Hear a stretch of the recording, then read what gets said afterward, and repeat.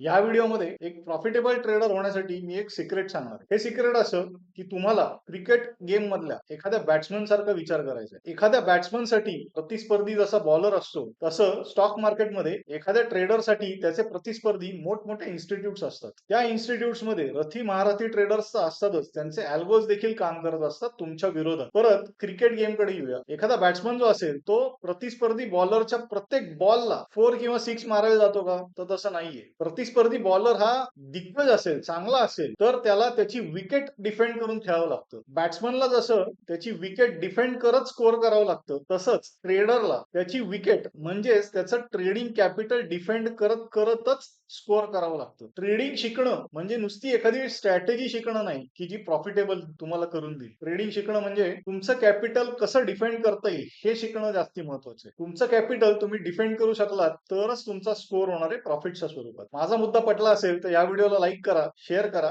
माझ्या चॅनलला सबस्क्राईब करा.